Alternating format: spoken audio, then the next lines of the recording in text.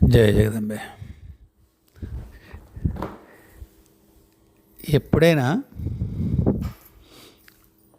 నీ చెప్పే వివరణలు లేదా నా అభిప్రాయాలుగా తోచేటువంటి కొన్ని మాటలు మీరు ఈ ఎపిసోడ్స్లో వింటారనుకోండి. రామకృష్ణ పరమహంస, శంకర భగవత్పాదులు, భాస్కరాచార్యుల వారు ఇలాంటి వాళ్ళ వ్యాఖ్యలకి భిన్నంగా నేను ఏమన్నా మీకు చెప్పినట్టు అనిపించింది అనుకోండి. ఒక ప్రశ్న ఏమిటంటే, ఆయన ఎలా చెప్పారు, మీరు ఇలా చెప్పారు ఏమిటండి అడగచ్చు. లేదా నా అజ్ఞానాన్ని మన్నించి పాప అతను తెలియదు అని చెప్పి భావించి ఛానల్ చూడకుండా వదిలేయచ్చు. మీరు మమ్మల్ని కన్ఫ్యూజ్ చేస్తున్నారు, ఇలా అయితే ఎలా? ఇవి నా అనుభవాలండి, అంచేత నాకు అర్థమైనట్టుగానే చెప్తాను. మరి అజ్ఞానంలో చెప్పినట్టుగా మీకు తోస్తే మీరు చూడడం మానేయచ్చు. అంతేగాని అలా నొచ్చుకుంటే నాకు బాధగా ఉంటుంది. మమ్మల్ని కన్ఫ్యూజ్ చేస్తున్నారు, మా సాధన వ్యర్థం అయిపోతుంది అని బాధపడుతూ ఉంటారు. ఎవ్వరి సాధన ఎవ్వరి వల్ల వ్యర్థం కాదు. ఒకరి సాధన వేరొకరి వాళ్ళ సమృద్ధము కాదు, వాళ్ళు మాట్లాడిన మాటల వల్ల వ్యర్థము కాదు. ఒక చిన్న కథ చెప్తాను, చాలా ఎక్కువగా జరిగింది ఈ మధ్యకాలంలో. ఇది వాట్సాప్లో ఒక ఆయనకి సంస్కృతం రాదు. చండీ పరమేశ్వరుడు అంటే విపరీతమైన ప్రేమ. చండీ పాఠం చేసుకునేవారు ఆయన. దేవీ సూక్తంలో నమస్తస్యై నమస్తస్యై నమస్తస్యై నమో నమః అని ఉంటుంది. అది దేవనాగరి లిపిలో రాసేటప్పుడు యకారం ఒక్కొక్కసారి మకారంలా పడవచ్చు చేతి వ్రాతలో. ప్రింట్లో అటువంటి తప్పు వచ్చే అవకాశం లేదు, కానీ చేత్తో రాసుకుంటే ఏమవుతుందంటే మకారంలా రాసుకోవచ్చు ఆ యకారాన్ని, అవకాశం ఉంది. ఆ బ్రాహ్మణుడు రాసుకున్నట్టున్నాడు, నమస్తస్మై నమస్తస్మై నమస్తస్మై నమో నమః అని చదువుకునేవాడు. అప్పుడు 25 ఏళ్ళు 20 ఏళ్ళు చేశాడు అలాగా. నాలాటోడు ఎవడో వెళ్ళి, అవధాని ఏమిటి చేస్తున్నావు, ఏమో ఉంటుంది కదా బ్రాహ్మడు కదా, అందుకని అవధానం సామయాజో శాస్త్రుల్లో ఏదో ఉంటుంది పేరు. చాలా కాలం క్రితం జరిగిందట.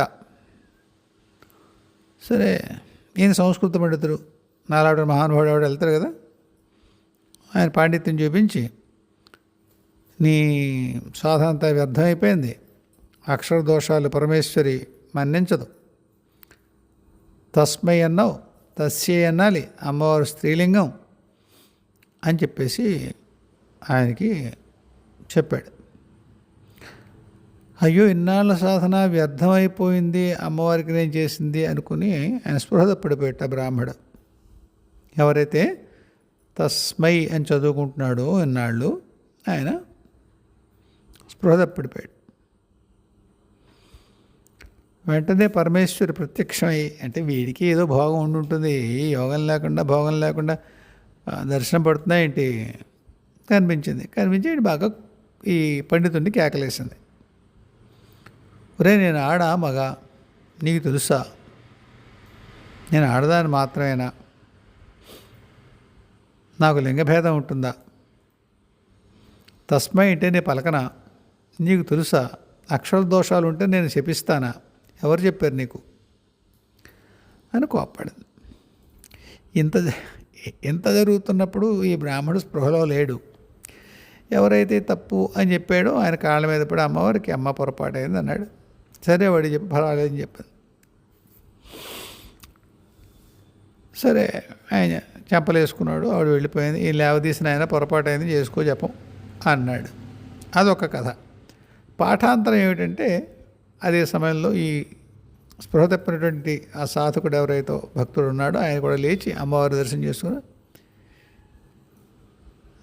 ఆవిడ దర్శనానికి సంతోషించి ఆనందపడ్డాడు. ఏదో అయింది మొత్తానికి. ఆయనకు కూడా దర్శనం అయింది రెండో పాఠంలో. చెప్పొచ్చేది ఏమిటంటే, ఎవరైనా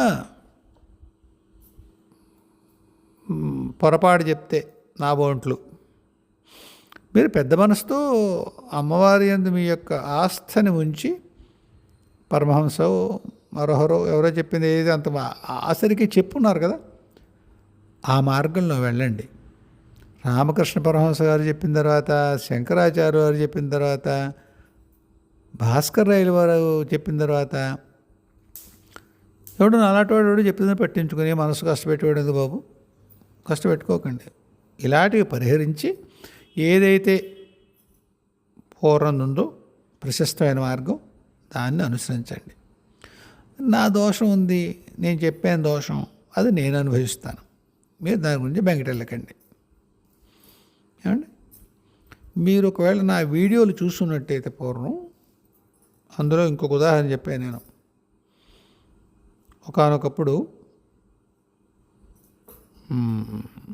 ధూమావతి అమ్మవారి మంత్రం ఒకటి చదువుకుంటే అందులో ఒక అక్షర దోషం తోచింది.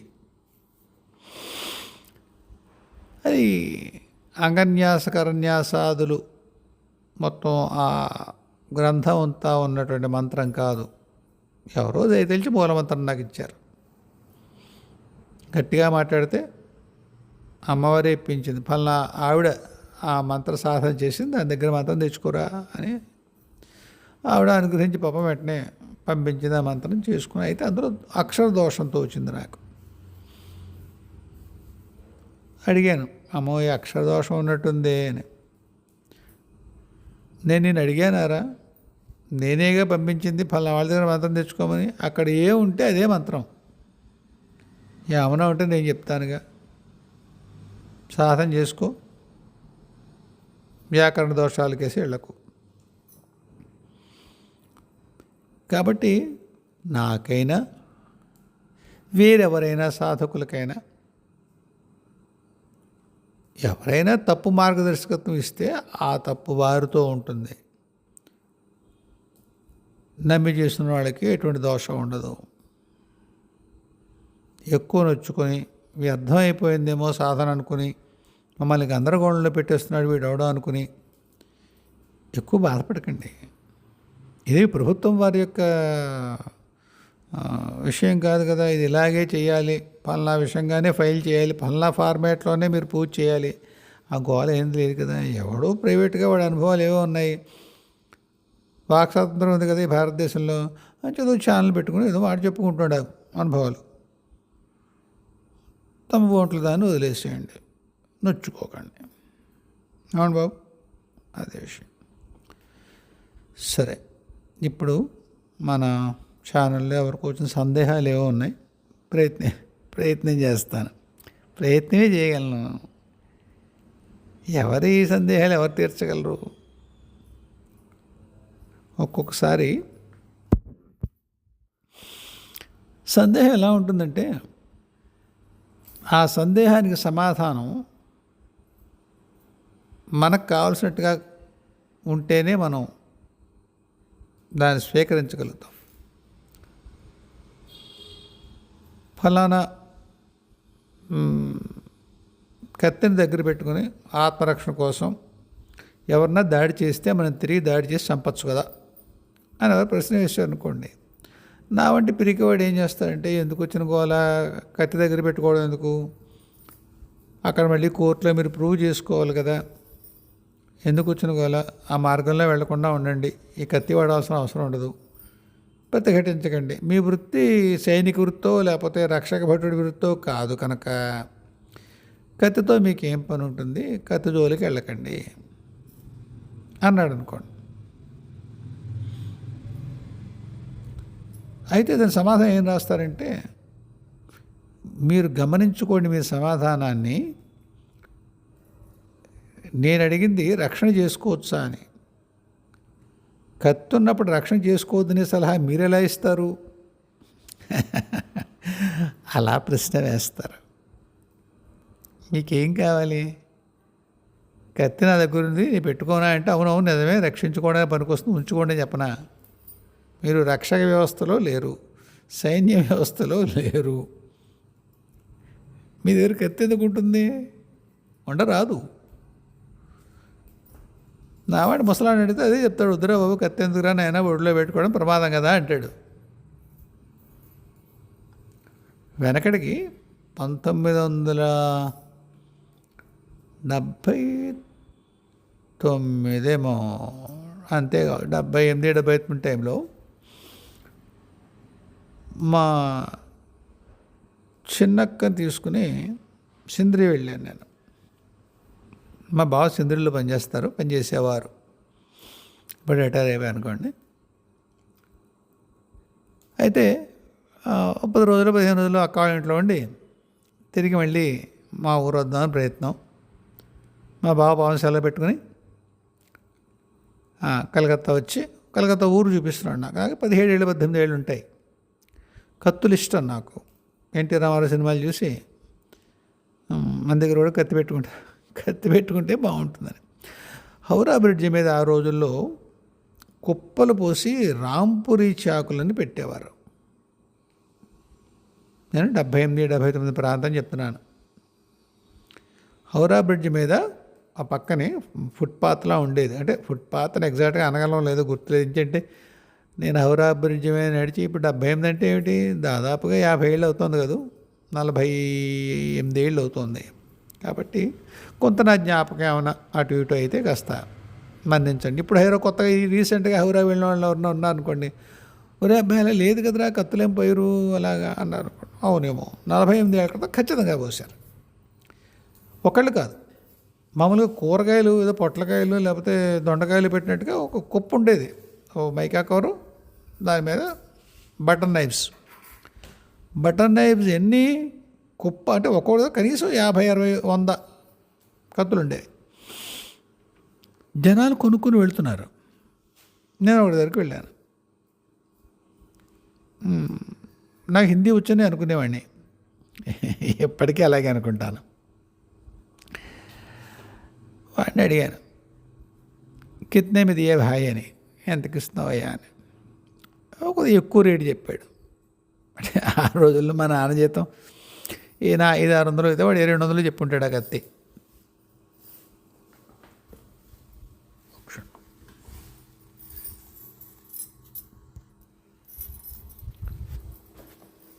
అంతేమిటి అని చెప్పేసి నేను,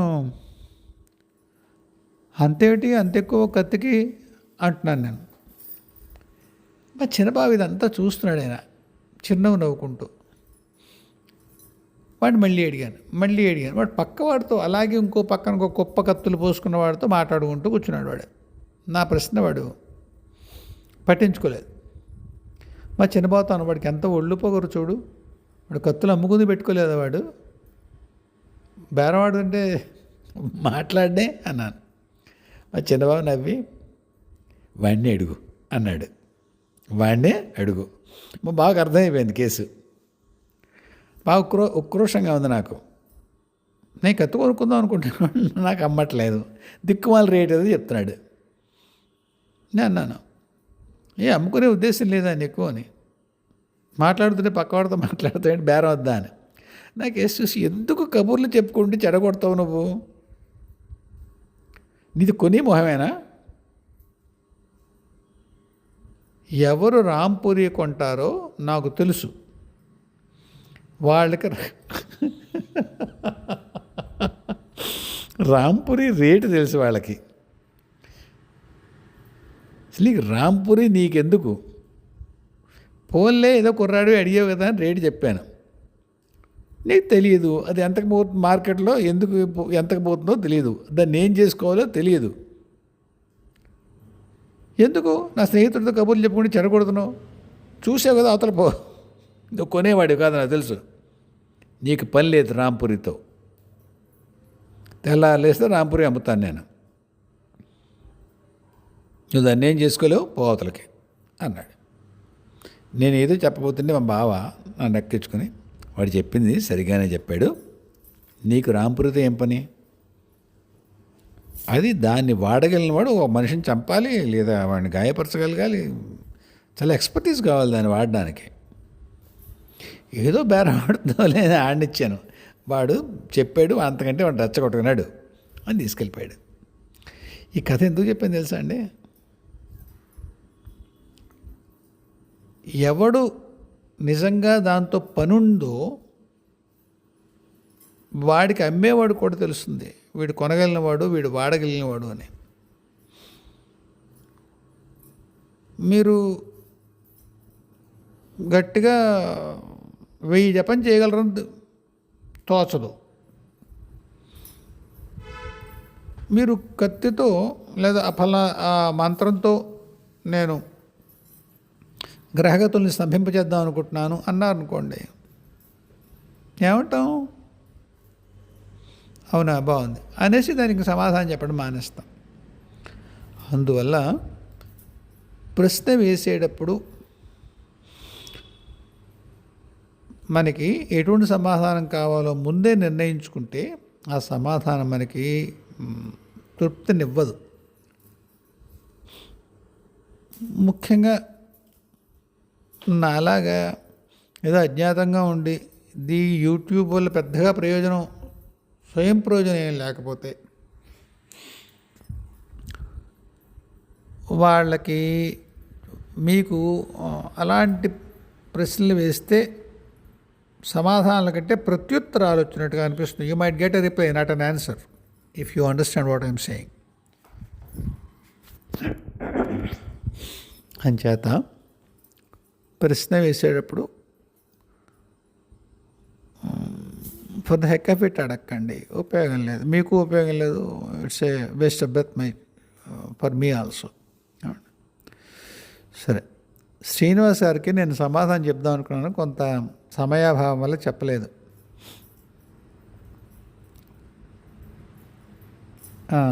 ఆయన ఏమిటంటారంటే, ఎవరైతే ఈ శక్తిపాతం, సామూహిక శక్తిపాతం చేస్తున్నానని అంటున్నారో తానెవరు గురువుగా ప్రకటించుకున్న ఆయన, గురువు గారు, who ever what he was అది హీఈస్, ఆయన అల్లాయే శివుడు అంటున్నారు. అలా ఎలా కుదురుతుంది? అల్లా శివుడు కాదు కదా, మీరేమంటారు అన్నట్టుగా రాశారు ఆయన. ఎగ్జాక్ట్ పదాలు ఇవే కాదు కానీ భావం అదే. ఆయన అల్లాయే శివుడిని ఎందుకంటాడంటే, ఆయన సాయిబాబా భక్తుడు. మీరు ఎవరైతే రిఫర్ చేస్తున్నారో నేను అనుకుంటున్నాను, ఆ వ్యక్తి సాయిబాబా భక్తుడు. సాయిబాబా అల్లా మాలిక్ అనేవాడు కదా, అని చేత ఈయన దాన్ని ఆ పరంపరని కొనసాగిస్తూ అల్లా శివుడు ఒకటే అని చెప్పే ప్రయత్నం చేశాడు. కాబట్టి ఇక్కడ ఒక్కటి అర్థం చెప్పాలి శ్రీనివాస్ గారు, అక్కడ ఆ గురువుని నేను సమర్థించడం కానీ విమర్శించడం కానీ రెండూ చేయట్లేదు. నా స్థితి సాధారణంగా తటస్థంగా ఉంటుంది. I try to be neutral to the extent that is possible in a given situation. ఉన్న స్థితిలో ఎంత తటస్థంగా ఉండొచ్చో ఉండే ప్రయత్నం చేస్తాను నేను. నాకే ఉద్విగ్నతలు లేవు, మహానుభావుని నేను చెప్పట్లేదు, కానీ ప్రయత్నం అయితే చేస్తాను. అందుకని మీ బాధకి కొద్దిగా ఉపశమనం కలుగుతుందని చెప్తున్నాను. అది అరబిక్ భాష పదం అనుకుంటాను, అల్లా అనేది. ఎక్కడో చదివే నేను అర్థం. సర్వసమర్థుడు, సర్వవ్యాపి, సర్వజ్ఞుడు అయిన సర్వేశ్వరుడు అని అల్లా అనే పదానికి అర్థంట. మనం కూడా అవ్యక్తమైనటువంటి ఏ పరమాత్మ ఉంటాడో, అంటే రూపం తీసుకోకుండా, ఆయనే కృష్ణుడిగా, శివుడుగా, అమ్మవారిగా, ఇంకేదైనా దత్తుడిగా, మనం ఏమనుకుంటే అటువంటి రూపాలుగా మనకి వ్యక్తమైనప్పటికీ కూడా ఆయన ప్రధాన గుణాలు సర్వవ్యాపకత్వం, సర్వసమర్థత్వం, సర్వజ్ఞత్వం. అంతే కదండి.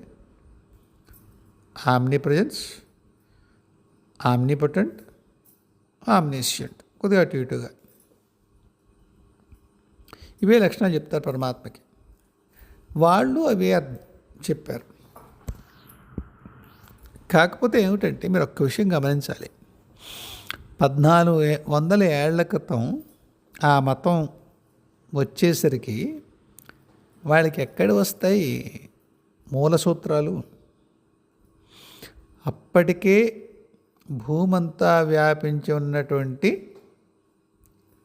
సనాతన ధర్మం యొక్క మూల సూత్రమే తీసుకోవాలి. అందులో వ్యక్తి అక్కడ అప్పుడు ఆ దేశ కాలమాన పరిస్థితుల్లో అక్కడున్నటువంటి జనాభాలు తెగలు అందామా, జనాభాలో మామూలు ప్రజలు ఉండరు ఆ టైంలో. అక్కడ మధ్యప్రాచ్యంలో 1400 ఏళ్ల క్రితం పెద్ద ఏముంటారు, పెద్ద నాగరికత ఏముండి ఉంటుంది. కాబట్టి ఎక్కడో సనాతన ధర్మంలో మూల సూత్రం తీసుకుని అక్కడ వాళ్ళకి అన్వయించేట్టుగా తర్వాత తన సొంత అభిప్రాయాలు తను విన్నాను అనుకున్నవో, పరమాత్మని ఆయన ఎవరి గురించి అనుకుంటున్నాడో వాళ్ళ దగ్గర విన్నా అనుకున్నవో అని చెప్పుంటాడేమో. మూల సూత్రం అయితే ఇదే. సర్వేశ్వరత్వమే ఆ అల్లా అనే పదానికి అర్థం చెప్తారు. కాబట్టి మనం కొలిచే శివుడు ఆయన సర్వేశ్వరుడే, సర్వజ్ఞుడే, సర్వాంతర్యామే, సర్వసమర్థుడే. కాబట్టి ఒకటే అని నేను ఉంటాడు. కాబట్టి అల్లా అనేటువంటి దైవం యొక్క ఆ పేరు అది నిజానికి దేవుడి పేరు కాదండి. అది కేవలం దేవుని సూచించే ఒక దేవుడు అని మనం ఏమంటాం, సర్వేశ్వరుడు ఏమంటాం, అదే అల్లా అంతే. కాబట్టి మీరు ఒక ఏమంటాం దాన్ని, దూకుడు కలిగినటువంటి, మిగతా వాళ్ళని గాయపరిచేటువంటి, హింసా ప్రవృత్తి కలిగినటువంటి కొంతమంది వ్యక్తులు పాటించేటువంటి మతం యొక్క దేవుడు కనుక ఆయన శివుడు ఎలా అవుతాడు అని బాధపడకండి. వాళ్ళు ఒప్పుకున్నా ఒప్పుకోకపోయినా మనకు తెలిసిన ఒక విషయం ఉంది కదా, ఏమిటిది? శివుడు ఒక సనాతన ధర్మానికి చెందినవాడా? సర్వసృష్టికి ఆయనే మూలాధారం కదా అండి. ఆయన్ని అరబిక్ పేరులో అల్లా అన్నారు అనుకోండి, లేదా ఇంగ్లీష్లో గాడ్ అంటే మనం నొచ్చుకుంటామండి. శివుడు గాడు ఒకటేనా అంటే ఒకటే అని ఎవరన్నా అన్నారు అనుకోండి, మనం నొచ్చుకుంటామండి? నొచ్చుకోం. ఎందుకు? క్రిస్టియన్స్ ఆ పదం వాడినా గాడ్ అని, అదే వాడు ఇంగ్లీష్లో వాడుకున్నారులే. దైవం గాడ్ అంటే దేవుడు, మన శివుడు దేవుడే అని మనం సర్దుకుంటాం. వీళ్ళ దగ్గరకు వచ్చేసరికి వీళ్ళ ప్రవర్తన కారణంగా ఆ ధర్మావలంబులు చేసేటువంటి పనుల కారణంగా ఒక విధమైన వైముఖ్యం మనకుంది వాళ్ళంటే. అందువల్ల వాళ్ళ దైవం యొక్క పేరు కూడా మనం ఒక వైముఖ్యం ఉండే అవకాశం ఉంది. కానీ మళ్ళీ ఒక్కసారి చెప్తున్నాను శ్రీనివాస్ గారు, అల్లా అనేది దేవుడి పేరు కాదండి అండి, దేవుడు అని అర్థం అంతే. కాబట్టి మనం ఏమీ బాధపడక్కర్లేదు. అల్లా శివుడు అల్లా మహారాజుల. ఎందుకంటే శివుడు సనాతన ధర్మాన్ని అవలంబించే వాళ్ళకే కాదు ప్రభువు, అన్ని మతాలు వాళ్ళకి కూడా శివుడే ప్రభువు. దాన్ని వాళ్ళ పేర్లో ఇంకో పేరును అనుకుంటే మనకి అభ్యంతరం ఏం లేదు. అంచేత ఎప్పుడైనా మన ఒక్క సూచన, ఎప్పుడైనా మన అవగాహనని, మన ఉద్విగ్నతలు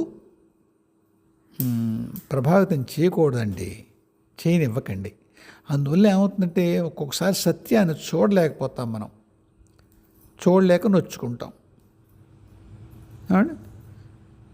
ఇప్పుడు నేను చెప్పిన దాంట్లో కేవలం ఒక భాషలో వేరే భాషలో దైవాన్ని అలా అంటారు, అది మీరు తీసుకోగలిగారు అనుకోండి.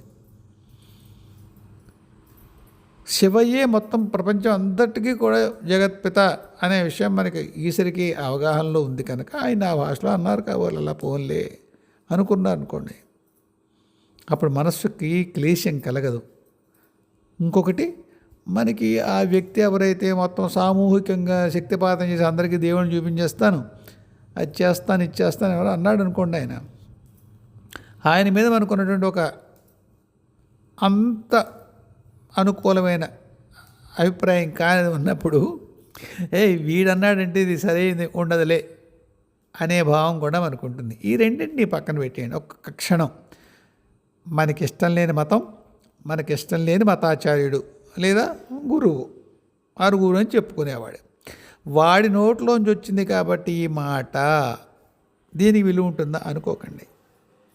బురదలో దొరికినా ఒక్కొక్కసారి వజ్రం వజ్రమే కదండి. అది ఎక్కడ దొరికిందో దాన్ని బట్టి దాని విలువను గుణించకండి. వజ్రాన్ని విడిగా చూడండి. మన అభిప్రాయాలను బట్టి అవతలది బురద అనుకోండి, అనుకుందాం అది బురద ఉన్న కదా కూడా మనకు తెలియదు, అనుకుందాం ఒక్క క్షణం. అంత శుభ్రమైన ప్రదేశం కాదు, అయినా దొరికింది వజ్రమే కదా. కాబట్టి దాన్ని గౌరవిద్దాం, నొచ్చుకోవద్దు. అంచేత శివుడే అందరికీ ప్రభువు అనుకుందాం. శివుడు కాకపోతే శ్రీ మహావిష్ణువు ఎవరైతే ఏంలేండి, దైవం, పరమదైవం. పరమదైవానికి పేరుని బట్టి మనం బాధపడక్కలేదు. అయితే ఇంగ్లీష్లో సామెత ఉంటుందండి, rose by what ever name అని. కాబట్టి మీరు మీ దగ్గర రోజ్ అంటారు, మరో చోట పాటలి పుష్పం అంటారు, మరో చోట గులాబీ అంటారు, ఇంకో చోట ఇంకేదో అంటారు అనుకుందాం అనుకోండి. దాని సువాసన, దాని రూపం, దాని గుణం, దాని స్వభావం ఏమైనా మారుతాయండి? మారో కదా. శివ ఇది అంతే. నొచ్చుకుని మనసు కష్టపెట్టుకోకండి, హాయిగా ఉండండి. అంతే.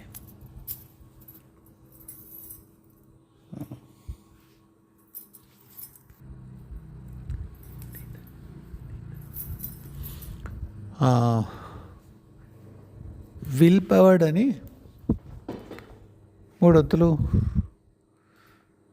ఎక్కడన్నా ఆస్ట్రేలియాలోనో యుఎస్లోనో లేక పాశ్చాత్య దేశంలో ఉన్నారో ఏమిటో,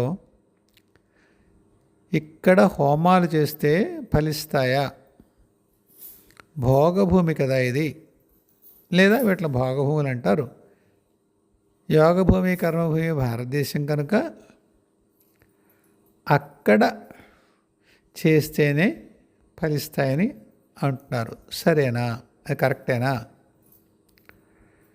అంటే 2 విషయాలు చెప్పాలండి. ఒకటి, తప్పకుండా ఏదైనా దైవీకృతువు క్షేత్రాన్ని బట్టి తప్పకుండా దాని ఫలం ఉంటుంది, ఉండనే ఉంటుంది. ఫలానా యజ్ఞం నైమిషారణ్యంలో చేశారనుకోండి, శ్రీశైలంలో చేశారనుకోండి, అదే కన్యాకుమారిలో చేశారు, ఒకలా ఉంటుంది. అదేవిధంగా ఫలానా జపం, ఫలానా సాధన గిర్నార్ అరణ్యంలో చేశారు, లేదా బదరికాశ్రమం దగ్గర చేశారు. తప్పకుండా వాటి ఫలం మామూలుగా మన ఇంట్లో పూజ గదిలోనో లివింగ్ రూమ్లోనో కూర్చొని చేసుకున్న దానికంటే తప్పకుండా భిన్నంగా ఉంటుంది. అయితే మరీ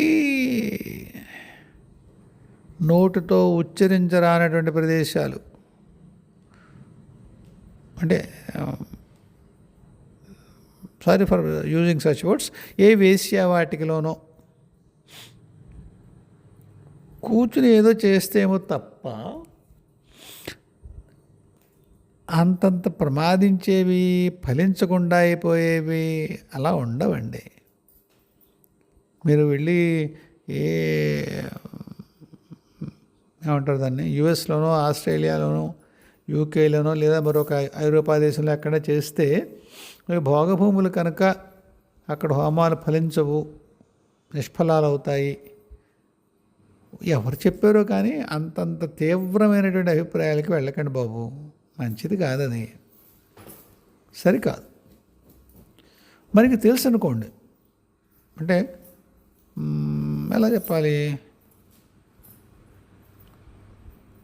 మార్కెట్లీ దట్స్ ఎ కర్స్డ్ ప్లేస్ అని మీకు తెలుసు, అంటే తప్పకుండా అభిశప్తమైనటువంటి ప్రదేశం, అక్కడ అది చేయకూడదు. అలా ఏమన్నా ఉంటే అక్కడ చేయకూడదని అనుకోవచ్చు. అంతే తప్ప భారతదేశం కాదు కాబట్టి వేరే చోట్ల చేసినటువంటి క్రతువులు తపస్సులు వ్యర్థం అవుతాయి, అలాంటి భావనలో వెళ్ళకండి. అసలు ఇంతవరకు రావక్కర్లేదండి. మీరు ఒక్కసారి ఆలోచించండి. ఇటు సామవేదం షణ్ముఖ శర్మ గారు లాంటి వాళ్ళు కానీ, అంటే ఈ ఈ ఈ సనాతన ధర్మ ప్రవర్తకులైనటువంటి వాళ్ళు వాళ్ళు కానీ, లేదా కుర్తాళం పీఠం ఆయన అధిపతి స్వామివారి సిద్ధేశ్వరానంద భారతి కదా వారి నేమ్ పేరు, వారిలాంటి వాళ్ళు కానీ, వీళ్ళందరూ ఆ భోగభూములకు వస్తున్నారు కదా. అంతవరకు ఎప్పుడో వివేకానందుడు వచ్చాడా లేదా, యోగానంద వెళ్ళారా లేదా, వీళ్ళందరూ వెళ్ళారు కదా. అక్కడ ఉపన్యాసాలు ఇచ్చిన ఆయన సనాతన ధర్మం యొక్క ప్రభ ఇదిరా, అర్థం చేసుకుంటారా అని చెప్పారు లేదా. అంత భోగభూమి పనికిరాంది అనుకుంటే వాళ్ళు చేస్తారా ఆ పని? అని చేత భయపడకండి. ఇది ఒక పద్ధతి. మిగతా వాళ్ళందరినీ పక్కన, చాలామంది మనలో చాలామంది కంచి పరమాచార్యుల మాటని వేదంగా పరిగణించే వాళ్ళు చాలామంది ఉంటారు. నేను కూడా అందులో ఒకడిని. ఆయన ఒకానొక సందర్భంలో ఇక్కడ చెప్తారు, కాలిఫోర్నియా అంటే ఈ పూర్వం మన పుస్తకాల్లో గ్రంథాల్లో ఏదైతే పాతాళం అని చెప్పబడిందో అది ఆ ప్రదేశమే అంటారు ఆయన. అక్కడేదో హార్స్ హిల్ అని, యాష్ హిల్ అని అలాంటివే కొండలు కూడా ఉన్నట్టున్నాయి. యాష్ హిల్ అంటే సగర్ కుమారుల యొక్క బూడిద. అదే ఎవరిదో వాళ్ళు గుర్రం పట్టుకొచ్చేస్తారు కదా, ఆ గుర్రం కట్టిన ఇది వాళ్ళది ఎవరో పట్టుకొచ్చారు అక్కడికి. ఆ ఏదో ఒక మహర్షి ఉంటాడు, పేరు నాకు గుర్తులేదు, కానీ పాతాళంలో తపస్సు చేసుకుంటూ ఉంటాడు. ఎవరో పట్టుకొచ్చి ఇంద్రుడు వీళ్ళ యాగాశ్వాన్ని పట్టుకొచ్చి ఇక్కడ కట్టేస్తాడు ఆ పాతాళంలో. ఈ ఈ సగర కుమారులు భూమిని తవ్వుకుంటూ పాతాళాన్ని చేరుకొని అక్కడ మహర్షి వెరితనం, మహర్షి ఎందుకు తెచ్చుకుంటాడు, అశ్వం వాళ్ళకి కాలిపోయి యోగం ఉంది, ఆయన ఏదో అంటారు, ఆయన్ని కోపం తెప్పిస్తారు, ఆయన కోపం తెచ్చుకుంటాడు, వీళ్ళు బూడిదైపోతారు. సరే, వాళ్ళ వంశం వాడు మళ్ళీ భగీరథుడు వచ్చి గంగను అక్కడికి పారేలా చేస్తాడు. ఆ కథ వేరే. అయితే పరమాచార్య ఏమంటారు అంటే ఆ కాలిఫోర్నియాయే కపిలారణ్యము అంటారు ఆయన. ఆయన భౌగోళిక శాస్త్రజ్ఞుడు కూడా అనుకుంటాను, మహానుభావుడు. ఆయన దాన్ని భౌగోళికంగా కూడా దాన్ని ఏదో రుజువుపరిచినట్టున్నారంటే, ఫలానా చోటు నుంచి చూస్తే అక్కడి సరిగ్గా కిందకి ఉత్తరార్ధగోళం దక్షిణార్ధగోళం లెక్కల్లో ఎక్కడైతే పాతాళం అని చెప్పబడిందో అది కపిలారణ్యమే, లేదా ఈవేళ కాలిఫోర్నియాయే అని స్వామి చెప్పారు. దట్ సెడ్, స్వామి చెప్పినట్టుగా అది పాతాళమో లేదా కపిలారణ్యం అనుకోండి. కపిల మహర్షి ఒకళ్ళు కపిలారణ్యం ఎందుకు వచ్చిందేమో పేరు. సరే, కథ నాకు పూర్తిగా పురాణం రానివాడిని కాదు. సరే, ఇంతకీ కపిల మహర్షి లాంటి వాళ్ళు అక్కడ ఆశ్రమం ఉండి వాళ్ళు అక్కడ తపస్సు చేసుకున్నట్టయితే దాని పవిత్రత దానికి ఉండదు, కాలిఫోర్నియాకైనా మరో చోటైనా. కాబట్టి వాటి పవిత్రతకి ఏం లోటు ఉండదు. మరి ఇంకో ఉదాహరణ కూడా చెప్తాను. కుర్తాళం స్వామి ఉన్నారా, ఆయన ఎక్కడికి వెళ్ళారు, శాన్ ఫ్రాన్సిస్కో అనేది పేరు చెప్పినట్టున్నారు. అది అక్కడేనా, కాలిఫోర్నియా? నాకు జియోగ్రఫీ పెద్ద, నీకేం తెలుసురా బాబు అంటారేమో. ఏమి తెలియదండి, జపం చేసుకోవడం అక్కడ తెలుసు. సరే, ఆయన చెప్తారు శాన్ ఫ్రాన్సిస్కోయో ఇక్కడ కొన్ని గుహలేవో ఉన్నాయి. ఈ ప్రదేశం పేరు తప్పైతే క్షమించండి, అది ఆయన తప్పు కాదు, నేను తప్పు చెప్తున్నాను అర్థం. ఆయన అక్కడికి వెళ్ళినప్పుడు ఇంతకీ ఏమిటంటే, అక్కడున్న కొందరు ఋషులు గురువులు ఆయన తీసుకెళ్ళి ఒక చోట, ఒక సూక్ష్మతలంలో ఉండేటువంటి ఒక ప్రాంతంలో ఆయన సన్మానం చేశారు, వాళ్ళతో మాట్లాడారు, ఇవన్నీ జరిగాయి. ఎక్కడిది? అమెరికాలో. సో లాంగ్ స్టోరీ షార్ట్, ఈ ప్రాంతాలు అంత సాధనకి పనికిమాలినవి హోమాది క్రతువులు చేయకూడనివి అయితే కావండి. మీరు అటువంటి భావం వదిలిపెట్టండి. ఎవరన్నా అంటే కూడా పట్టించుకోకండి. సరైనటువంటి అధ్వర్యుడు దొరికితే చేయించగలిగేవాడు, చేసేవాడు, ద్రవ్యాలు శుద్ధైనవి ఉంటే, సంకల్ప శుద్ధి కూడా ఉంటే సంకల్ప సిద్ధి అవుతుంది. అంచేత ఏదో భాగభూమి చేయకూడదు అలాంటివి పెట్టుకోకండి. మహర్షులు తత్సమానం లేని వాళ్ళు అనేక మంది అక్కడికి వచ్చారు, వాళ్ళ పాదం మోపారు, దాని ఎందు వాడు ఎటువంటి దోషం చూడలేదు. అంచేత హాయిగా మనశ్శాంతిగా అలాంటి ఏమైనా చేసుకోవాలంటే చేసుకోండి. ఎవరిని అలా చెప్తే కూడా వినక్కర్లేదు. ఏమండి,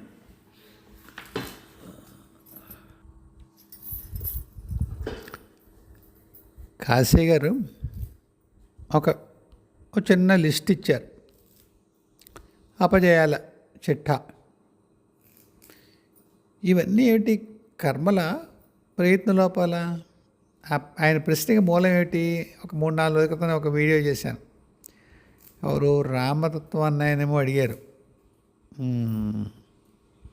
రామచంద్రమూర్తికి వశిష్ఠుల వారు కాబోలు చెప్పారు, పురుష ప్రయత్నం చేయాలి కర్మ ఎలా ఉన్నా కానీ. పురుష ప్రయత్నం కనుక తగిన రీతిలో తగిన విధంగా చేస్తే కర్మను అధిగమించవచ్చు అని చెప్పారు కదా. ఇప్పుడు అనుకున్న చదువు రాకపోవడం, ప్రేమించిన అమ్మాయిని పెళ్లి చేసుకోలేకపోవడం, మరో కష్టం, మరో అపజయం, మరొకటి, ఇవన్నీ కర్మలేనా, ప్రయత్న లోపాలా? మొదటి ప్రశ్న అయింది. రెండోది ధర్మార్థ కామోక్షాల గురించి అడిగారు, అక్కడికి వద్దాం. ఏది అయినా సరే, మొన్న నేను ఈసరికి చెప్పాను, పెద్దవాళ్ళు చాలామంది చెప్పారు, ప్రయత్నలోపం అనేటువంటిది కూడా కర్మ వల్లే సంభవిస్తుంది. కష్టం పెట్టుకోకండి. మీకు యోగం లేదు, మీకు ఆ ప్రయత్నం చేయాలని అనిపించదు, మీరు తీవ్ర ప్రయత్నం చేస్తారు, మీ కర్మలో లేదు, అప్పుడు కూడా రాదు. నేను కేవలం భౌతిక ప్రయత్నం గురించి మాట్లాడుతున్నాను. అండ్ ఎటువంటి ఆధ్యాత్మికమైనటువంటి ప్రక్రియలు, తంతులు, క్రతువులు నేను మాట్లాడడం లేదు. మీ కర్మలో లేనప్పుడు మీరు ఎంత ప్రయత్నం చేసినా, అంటే మీకు ఉదాహరణకి మీకు ఇంటర్వ్యూకి వెళ్ళే టైం యోగం లేదు, ఆ ఇంటర్వ్యూలో సక్సీడ్ అయ్యే యోగం లేదు, లేదా ఉద్యోగం వచ్చి యోగం లేదు, మీరు మీ ఊరు నుంచి బస్సు లేకపోతే ట్యాక్సీ తీసుకెళ్తారు, దానిలో ట్యాక్సీ బ్రేక్ డౌన్ అవుతుంది. నమ్మండి నన్ను, జరుగుతుంది అలా. మీకు కర్మలో కనుక అది మీకు యోగించేది కాకపోతే ఏదో ఒక కారణం చేత మీ ప్రయత్నం విఫలమవుతుంది, లేదా మీ ప్రయత్నం యొక్క ఫలం విఫలమవుతుంది. The very effort can be aborted. So could the result B.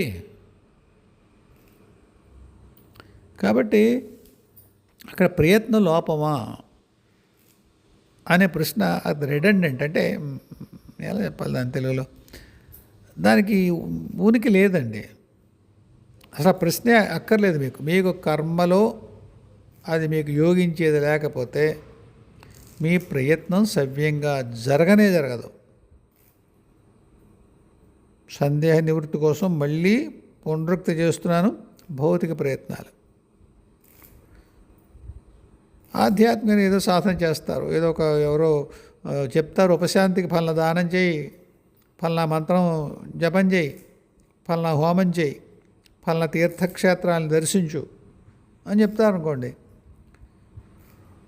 ఒక్కొక్కసారి కర్మ పలచనై మీకు సిద్ధి కానూవచ్చు, కానీ అవి they are more exceptions than rules. అపవాదాలు అలాగే జరుగుతాయనుకున్నకు లేవు, ఎప్పుడైనా జరగచ్చు. లేదు, మహాత్ములైన వాళ్ళు ఏదైనా మహాప్రయోజనం మీ వల్ల సిద్ధించగలదు అనుకుంటే మీ కర్మను పలచం చేయడమో, వేరే విధంగా మీకు పెద్దగా ఇబ్బంది లేకుండా కర్మానుభవడమో చేసి మీకు మీరు కోరిన ఫలాన్ని ఎక్కిపించేది సందర్భాలు ఉన్నాయి. కానీ వన్స్ అగైన్ అది ఎక్సెప్షన్స్. అవి కూడా ఏం ప్రతి మహాత్ముడు మీరు వెళ్ళి అప్రోచ్ మీరు చేరారు కదా ఆయన దగ్గర, శరణు వేడారు కదా అని చెప్పేసి మీ కష్టాలు తీర్చాడు. ఈ విషయం అని చాలాసార్లు చెప్పారు. కాబట్టి ప్రయత్న లోపం అనుకోకండి. అలా అని చెప్పి కర్మే కదా మనకి ఎలాగో వచ్చేది వస్తుంది, అది నిష్క్రియత్వం కూడా కుదరదు అని మనం మాట్లాడుకున్నాం. చేత ప్రయత్న లోపం అనేది దాని దృష్టికి వెళ్లకుండా మీరు ఎంత ప్రయత్నం చేయాలో అంత చేసి పరమాత్మ మీద వదిలేయండి. ఇకపోతే మీరు రెండో ప్రశ్న వేశారు, ధర్మార్థ కామ మోక్షాలు వదిలిపెట్టి సాధించకుండా మోక్షం చేయడం తప్పు కదా, మోక్షం కోసం ప్రయత్నం చేయడం అది పలాయనమే కదా. ధర్మార్థ కామాలను వదులుకొని మీరు ఏ మోక్షాన్ని ప్రయత్నం చేస్తారు స్వామి? చేయగలరా? ఒక్కటే గుర్తుపెట్టుకోండి కాశయ్య గారు, మనం చాలా సమర్థమైనటువంటి ఒక ఉంటుంది దాన్ని ఉనికిగా మనం గుర్తించేసుకోక్కర్లేదు. అంటే మన కర్మగతి ఎలా ఉందో, మన జీవన ప్రణాళి ఎలా ఉందో దాంతో సంబంధం లేకుండా ఈ ధర్మార్థ కామాలు నాకు అక్కర్లేదు, నేను మోక్షానికి వెళ్తున్నాను అని ఎవరు వెళ్ళలేరండి. వెళ్ళలేరు. పలాయనం లేదు, మరొకటి లేదు. ధర్మార్థ కామాలు ఏవవాలో అవి అయితే తప్ప, వాటి సాధన అయితే తప్ప మీరు మోక్షం వైపు వెళ్ళరు. ప్రవచనకర్తలు మహాత్ములు కొంత చెప్తూ ఉంటారు వేదికల మీద కదా, ఏమని చెప్తారు? నాయన ఇందులో ఇరుక్కుపోకుండా మోక్షం కోసం సాధించండి అని చెప్తారు. ధర్మం వల్ల పొందినటువంటి అర్ధకామాలని వదులుకోమని ఎవ్వరూ చెప్పరు మీకు. ఎవ్వరు. మీకు ఈ ప్రశ్న ఎందుకు వచ్చిందో నాకు తెలియదు. ఎవరు మిమ్మల్నైనా మరొకళ్ళైనా ధర్మార్థ కామాలని వదులుకుని మోక్షం కేసి వీళ్ళని ఎవరు చెప్పారు? ఒకళ్ళు చెప్పండి నాకు. ఒక ప్రశ్న వేస్తే ఆ ప్రశ్నకి కొద్దిగా బలం ఉండేలా చూసుకోండి స్వామి. ఎవరు చెప్పరు కదా. ధర్మార్థ కామాన్ని వదిలేసి మోక్షానికి వెళ్ళమని ఎవరు చెప్పరు. వాటిలో తగులుకోవద్దనే చెప్తారు.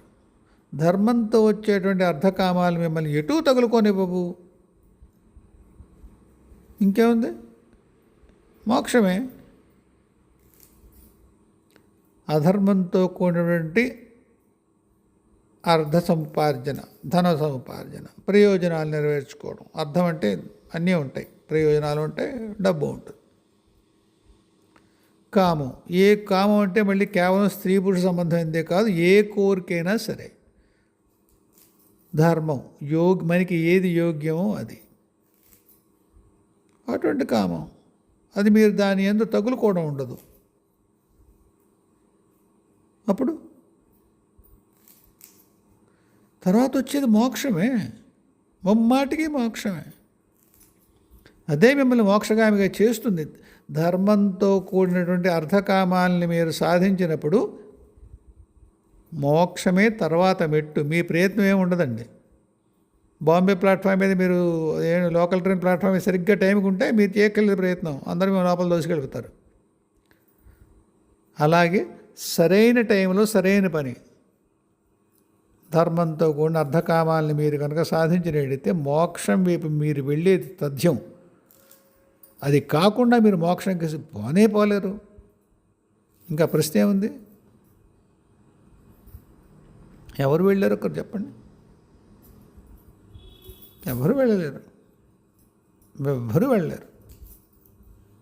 కాబట్టి అందులో పలాయనము అవి ఏం లేవండి. అపార్థం చేసుకుంటారు. అర్థం తప్పు, కామం తప్పు. దైవం వెర్రివాడే పెట్టాడా అర్థకామాలను? ఇక్కడ ఏ అనుభవాలు పొందాలో ఆయా అనుభవాలు పొందడానికి అర్థకామాదులు అవసరం. అధర్మంగా చేస్తారు. కొన్ని రకాల విచిత్రమైన అనుభవాలు వస్తాయి, దుష్కర్మలు వస్తాయి, తత్సంబంధమైన అనుభవాలు వస్తాయి, జన్మలు వస్తాయి. ఆ చక్రం తిరుగుతూ ఉంటుంది. ఎప్పుడో అప్పుడు మన సరైన గాడిలో ఎవడో ఒకటి పెడతాడు. ఎప్పుడు మొత్తం అన్ని వేల జన్మలు దౌర్భాగ్యంగానే ఉండరు. సరే, అపార్థం చేసుకోవడానికి వద్దాం. అర్థం తప్పు, డబ్బు సంపాదించడం తప్పు, కామం తప్పు అనుకున్నారనుకోండి, నన్ను నమ్మండి. ఓకే, నమ్మకపోయినా పర్వాలేదండి. ఓ మాట మామూలుగా ఊతపదంగా అన్నాను, నమ్మండి అని. ఎవరైతే దోషపూరితమైన అవగాహనతో అర్థకామాన్ని నిరసిస్తారో వాటిని సగౌరవంగా వాటి యొక్క విలువని గుర్తించి వాటిని అనుభవించి పొంది ఆ తర్వాత మోక్ష జన్మలకి వెళతారు. లేదా మోక్షం కోసం చేసే ప్రయత్నంలో ఈ రెండూ కూడా అర్ధకామాలకు సంబంధించిన అనుభవాలు అయిన తర్వాతే మోక్షాన్ని పొందుతారు. చెప్తాను కదండి, మనకి డబ్బులు కావాలి, ఎవరన్నా డబ్బుల గురించి తాపత్రయపడుతున్నాడు వాడిని వెధవగా మనకి గుర్తిస్తాం. మనకి కామం కావాలి, ఇంకెవడికో కామం ఉంటుంది, దాని మీద మనం సిటీ జడ్జిమెంట్ పానట్టు అభిప్రాయాలు తీర్పులు వెలువరిస్తాం మనం. అలా ఉంటాయి మనుషుల ప్రవృత్తులు. ఎవడో ఒక ఆయన బంగారాన్ని పట్టుకెళ్ళి పెంటకుప్ప మీద విసిరేసాడు అనుకోండి, ఆయనకి మనం దండం పెట్టేస్తాం. మనం విసురుతామా బంగారం దొరికితే పెంటకుప్ప మీద? అది కథల్లో చెప్తారండి. అలా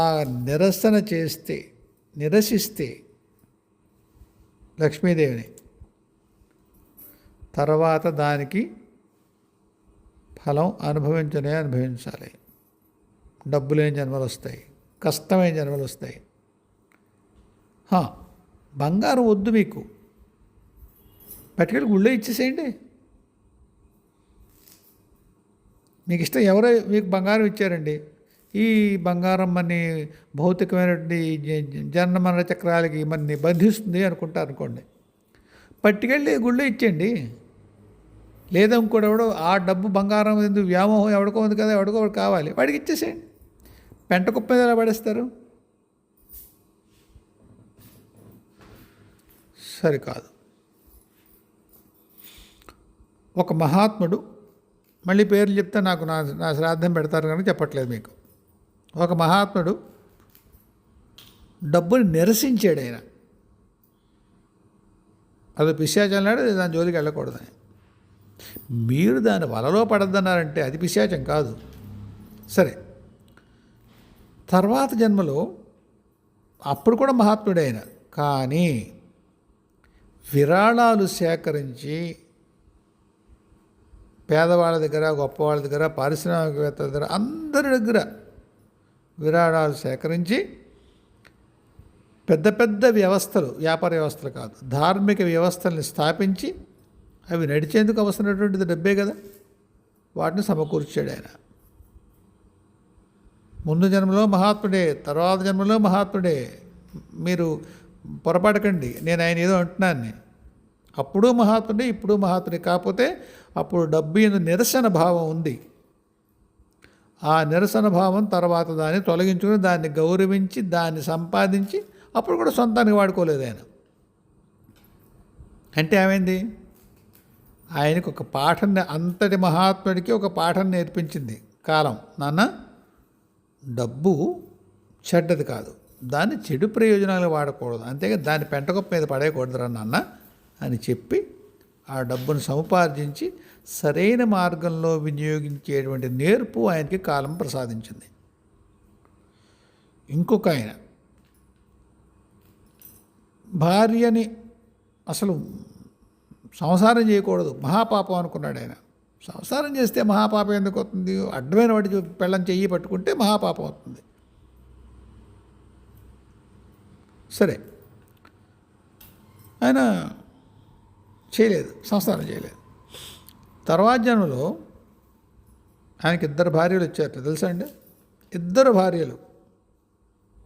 మొదటి భార్య ఏదో గొడవ పడింది, వెళ్ళిపోయింది. రెండో భార్య తో సంతానం కన్నాడైనా. మహాత్ముడే, దైవ సాక్షాత్కారాలు పొందినవాడే, బ్రహ్మజ్ఞుడే. అంతటి వాడు కూడా ఒక విషయాన్ని దాని సూక్ష్మతరంగా అర్థం చేసుకుని దాని ధార్మికతను అర్థం చేసుకోకుండా అపార్థం చేసుకుంటే అంతటి వాళ్లకు కూడా సరిగ్గా సమన్వయం కుదిరే వరకు తర్వాతి జన్మ పరంపరలో వాళ్ళ మహాత్మ్యం తగ్గకపోయినా సరే వాడికి పాఠం మాత్రం నేర్పుతుంది కాలం. పాఠం నేర్పడం శిక్ష అనుకోకండి. మనం లెక్క తప్పేశాం, నాన్న సరిచేస్తా అనుకోండి, అది శిక్ష, అది ఏం కాదు, సరిచేయడం అంతే. అందులో కోపాలు ద్వేషాలు ఏమి ఉండవు. నాన్న సంసారం చేయడం తప్పు కాదు, దాని ఎందు తగులుకోవడం తప్పు. కాబట్టి ఇప్పుడు సంసారం చేయి నాన్న, నీకు దాని ఎందు నిరసన భావం పోవాలి. నువ్వు సంసారాన్ని, కుటుంబాన్ని, కుటుంబ వ్యవస్థని గౌరవించాలి నాన్న. దాన్ని ఏదో నువ్వు దోషంగా ఎన్నకు. తర్వాత జన్మలో దోషంగా ఎన్నలేదు, దాన్ని గౌరవించాడు, ఏం చేయాలో చేశాడు. స్త్రీని ముట్టుకోవడం మహాపాపం అనుకున్నాడు. 2 స్త్రీలు వచ్చారు. ముట్టుకోవడం పాపం కాదు, పాప దృష్టితో ముట్టుకోవడం వేరే ఉంటుంది, ఆ సందర్భం వేరు. ఆయనకి ఎందుకు అంతర్మహానుభావుడికి అవగాహనలో చిన్న తేడా అనిపించింది. కాబట్టి మనం ధర్మార్థ కామాన్ని వదిలేసి మనం మోక్షం వైపు మనం వెళ్ళిపోదాం అనుకున్నా పరమేశ్వరుడు వెళ్ళనివ్వడు, కాశయ్య గారు. కాబట్టి మీరు ఆ భయం పడకండి. దైవం మన సొంత నిర్ణయాల మీద మనల్ని నడవనివ్వడు. మనకున్న అవగాహన ఏపాటిది. అందువల్ల పైన మహాత్ములు ఉన్నారు, గురువులు ఉన్నారు, మార్గదర్శకులు ఉన్నారు, సాక్షాత్తు దైవం ఉన్నాడు. వాళ్ళందరూ మన మార్గాన్ని జాగ్రత్తగా చూస్తూ ఎక్కడైనా మనకి సమన్వయ లోపము, అవగాహన లోపం ఉంటే ఒక జన్మలో కాకపోతే ఇంకొక జన్మ దాన్ని సరిచేసి తీరుతారు. అదే జన్మ గురించి సులువుగా అన్నామంటే అంతే. మరి ఆత్మిక మార్గంలో ఒక జన్మ పెద్ద విషయం కాదని అంటారు ఎరిగిన వాళ్ళు. అందువల్ల మీరు ధర్మార్థ కామాల్ని వదిలిపెట్టి మోక్షం కేసి వెళ్ళిపోతే అదేదో నేరం ఘోరం అనుకునే వరకు వెళ్ళిపోకండి. అసలు ఆ నేరం ఘోరం జరగనివ్వరు. ఏమండి? అంచేత అంత భయపడకండి. ఈ వేళకి ఇంతే. మళ్ళీ కలుద్దాం. హాయిగా ఉండండి. జయ గురుదేవ్, జయ జగదంబే, స్వస్తి.